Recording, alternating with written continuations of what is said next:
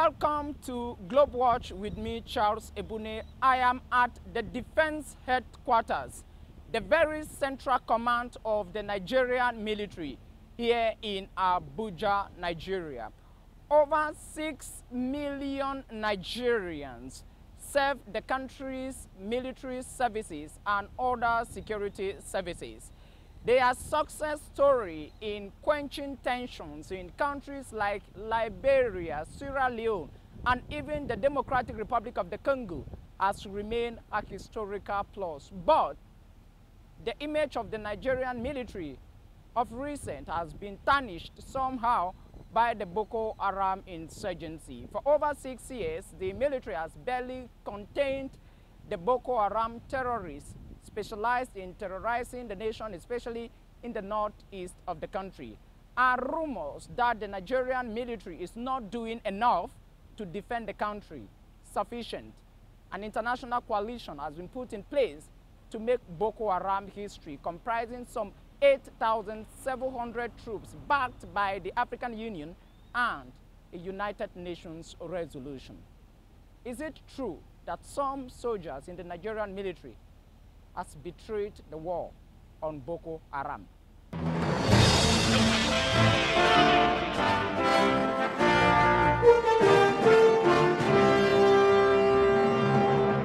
Colonel Sani Usman, welcome to GLOBEWATCH.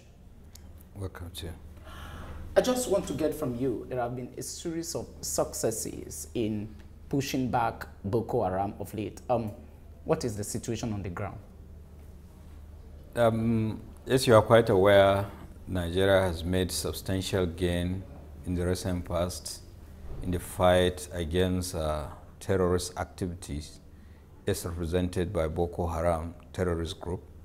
And we will continue to consolidate on those gains. And so far, to continue to pursue our military objective in conjunction with our neighboring countries. What has the military done so far, if you can tell me, concretely? We have done a lot. Number one, we have liberated quite a number of areas hitherto held by the terrorist group and ensure the safety of citizens.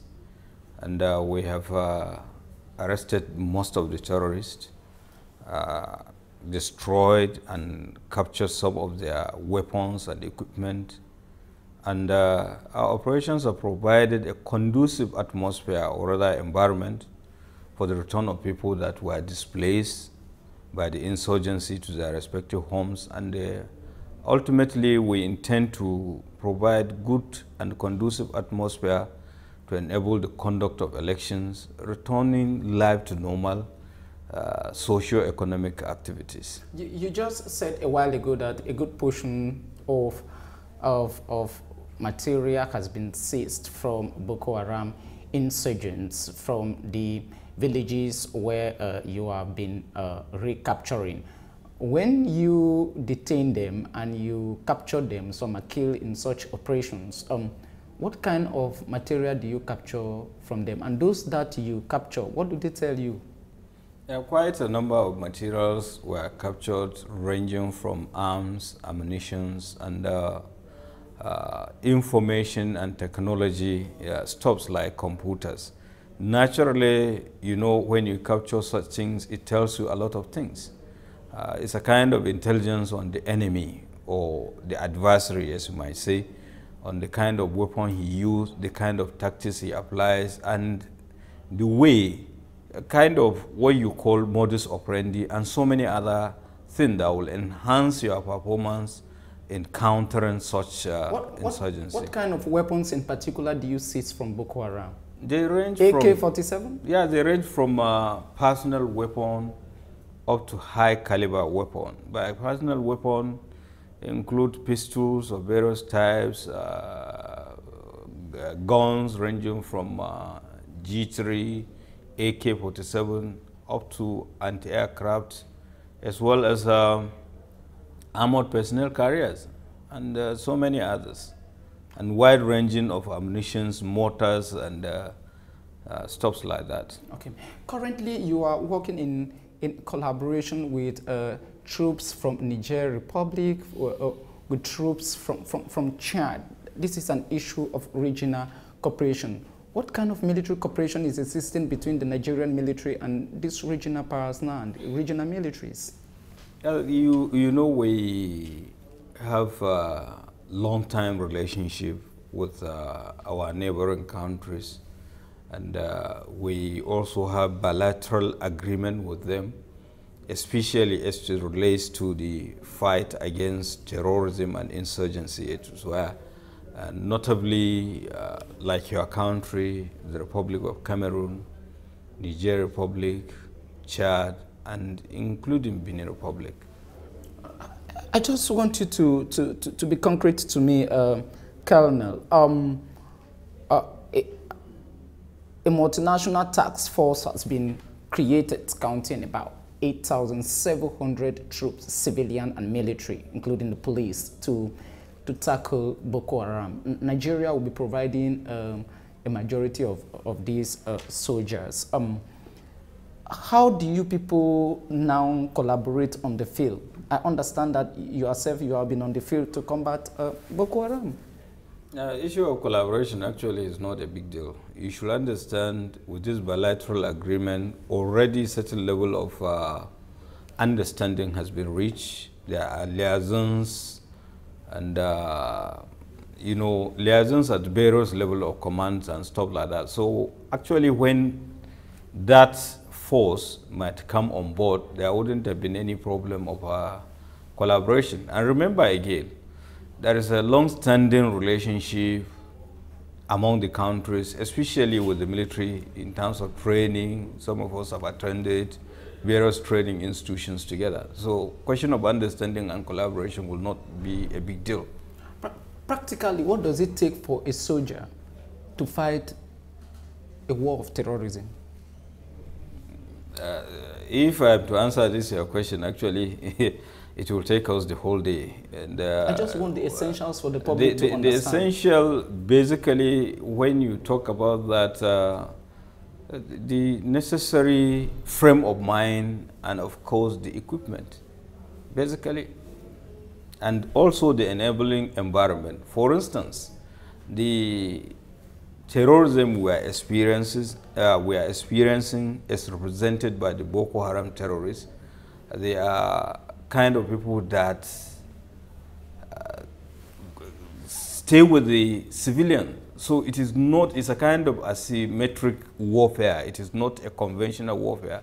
So you just have to come up with tactics to avoid collateral damages and sort of thing. So aside the frame of mind, the equipment, you also have to have a specialist training to avoid collateral damage and also meet up with these insurgents. I wanted to know from you, some sources say about 20% of the state of Borno is under Boko Haram control. Why do you think that, from a military perspective, that Boko Haram has become so powerful?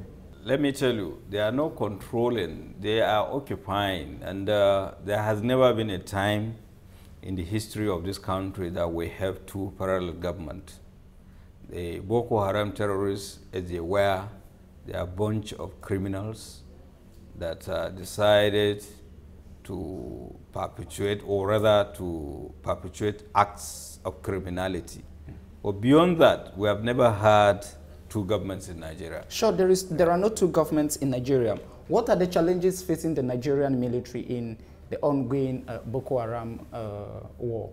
Yeah, basically, you look at the issue of cooperation and understanding from the citizenry as well as the neighboring countries. But those challenges, with recent understanding and concerted effort, they have been overcome, as you can see with the result.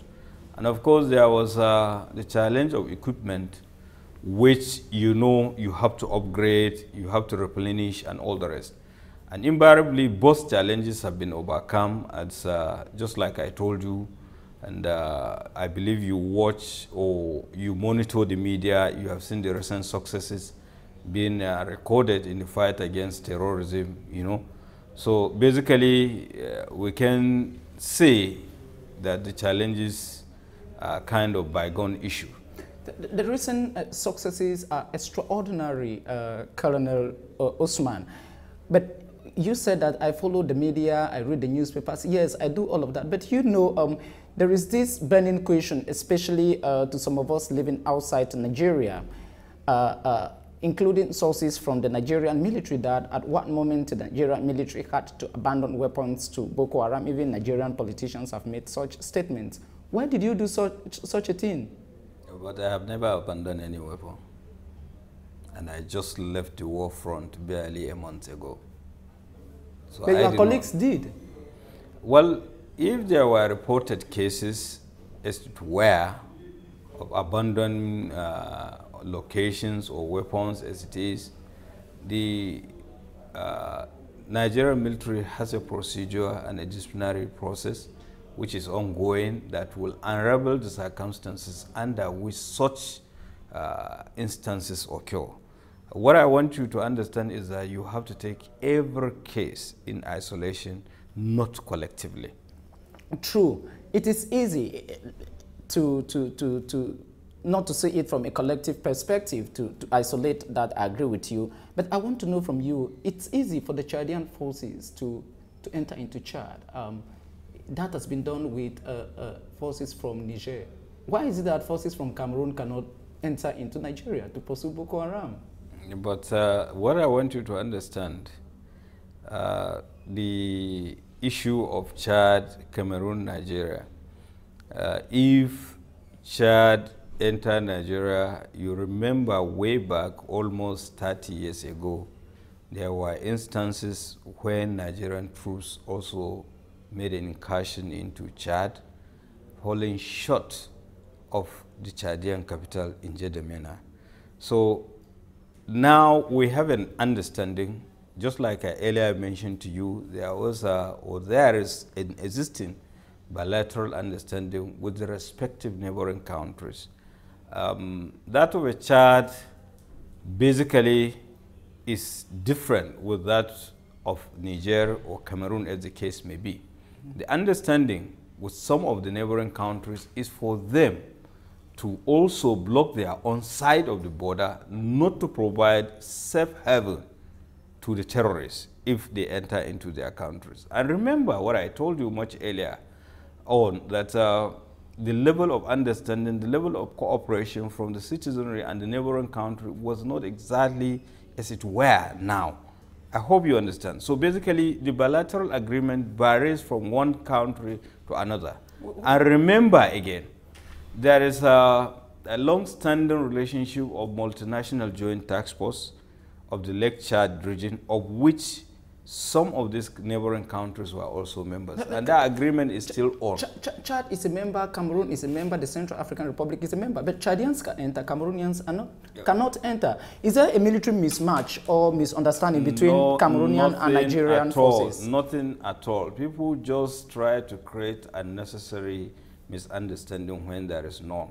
At the strategic level, there are various levels of bilateral arrangement between these two countries or the neighboring countries, who should do what, at what level, at which level. Okay. I hope you understand. I understand perfectly. I understand there are so many forces involved, and I am sure that my audience equally understand. The military is assuring the Nigerians that all is returning to normal?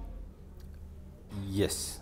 I can tell you that with the ongoing concerted effort, collaboration with other partners, by partners I mean the neighboring countries, the kind of ongoing collaboration is leading the desired positive results. And of course, with the resilience of the Nigerian soldier, I can assure you it's just a matter of time.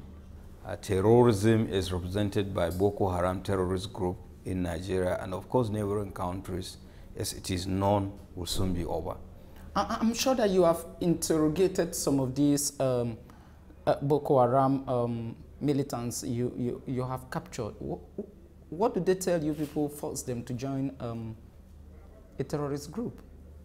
Yeah, well, it depends on the terrorists you met. And remember, again, there were issues of enticement. There is an issue of coercion. There is issue of... enticement, that should be economic terrorists, people who join terrorism because of poverty or whatsoever. No, it is not enticement, kind of spiritual enticement, you know, wrong interpretation of religious doctrine and beliefs like that. And of course, remember, some of them are being coerced into it, and some of them are being enticed again because of ignorance. When the true situation unfolds, but the simple thing is that there are a group of people who have a different agenda which defies any non-logic, because it's basically to destroy human lives and properties. So they go to ridiculous extent to, you know, justify that to their hapless victims, or so to say, followers. We'll be concluding this interview very soon. How is the military seeing the end of this operation? Well, definitely, just like I told you, we are seeing the end of this operation by the special grace of God. And we are going through various phases of the operation, which inevitably will culminate into stabilization. We intend to ensure the total recovery of every inch of Nigerian territory being held by the terrorists, and ensure that whoever is involved in terrorism activity is brought to justice. Sure, it's brought to justice, and that includes even part of the Nigerian military. Some of you guys have been tried under the martial laws. You know that very well. What would concretely happen to, first, some military officials, not only in Nigeria, even in other countries? There are some of those who collaborate with the enemy, so it's a matter of intelligence war.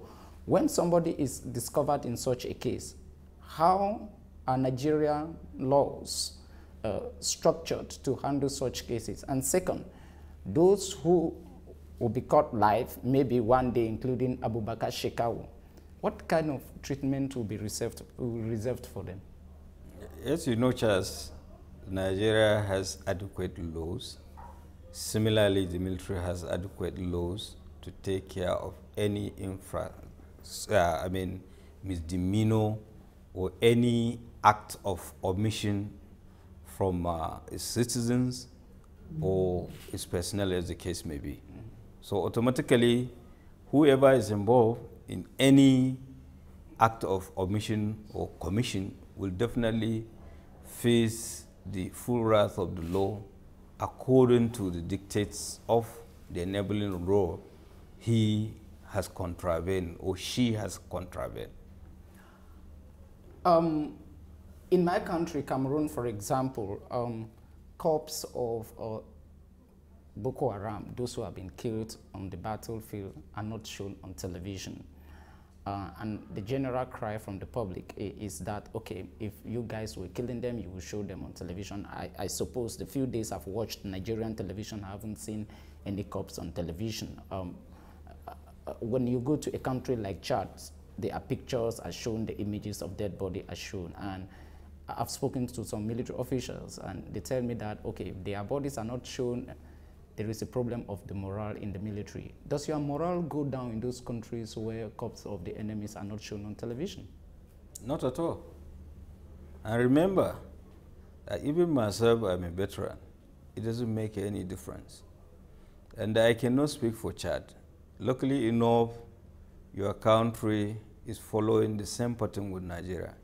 And I think we should. It is a matter of propriety. You know, so much as we have the average reader test in the print media, definitely we should have the average viewer test. You know, people watching televisions or the overall consumers of the contents of the media cut across the various strata of the Nigerian society, or any society for that matter. And even in other countries, whatever picture you are showing, you have to warn your viewers before. Talk less of seeing bodies that have been mutilated, not necessarily mutilated, that have been killed by way of, you know, mortars or gunfire, as the case may be.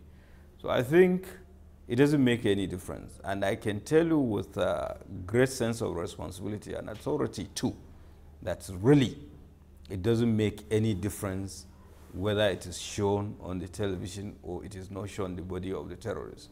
And it's just a matter of having confidence, trust on the military. You know, I cannot tell you lies when I told you quite a number of people have been killed, and you want me to come and count 1, 2, 3, 4, 5. I mean, it doesn't act. And remember, we all have our value systems. Luckily, you know, our own country's value system and yours, they are in tandem in this issue. I don't know what is your take about that. No, I'm a journalist, and I think that my opinion does not count. No. Well, if you are taking the issue of the opinion of journalists has been put to rest, and that is where the issue of objectivity has also been put to rest. If you remember the Balkan Wars in 1992, and I can tell you, one of your colleagues, specifically Christiana Amanpour, when she saw the massacre, she said, well, today, one has to take a side. So you have to take a side also. Is that a command from the military? No, it is not a command. Colonel, let's end this interview. The northeastern part of Nigeria is stressed, and according to Nigerian official sources, about 13,000 people have been killed after 5 or 6 years of insurgency. Can Nigerian military, this is the ending question, convince the entire world that they can in 6 weeks or 2 months defeat an enemy they have been unable to do for the past 6 years? The long and short answer to that is yes. However, there is a rider to that. It is not as if we are unable to defeat Boko Haram. I have told you about the issue of avoiding collateral damage. Remember how the insurgency started and where it started before they reached the present state. Colonel, it is an established principle. It is extremely difficult across the world to fight terrorists without collateral damage. Whether we like it or not, no matter how careful we are going to be, there will be collateral damage. And you tell me that definitely Boko Haram will soon be history? I can assure you that. Nigerian military official, Colonel Usman Sani, thanks very much for accepting to be guest on our program. It is my pleasure too. You're welcome. Thank you very much. Every minute, every hour, events unfold around the world 24/7. 24/7.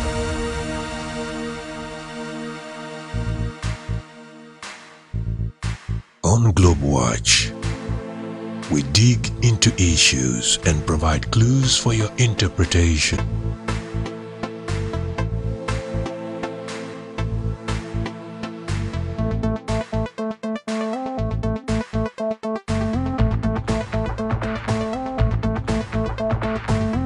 GLOBEWATCH.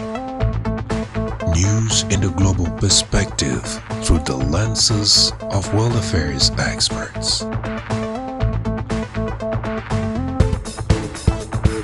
GLOBEWATCH, Sundays 7 p.m. and reruns on Tuesdays 9 a.m. on the CRTV.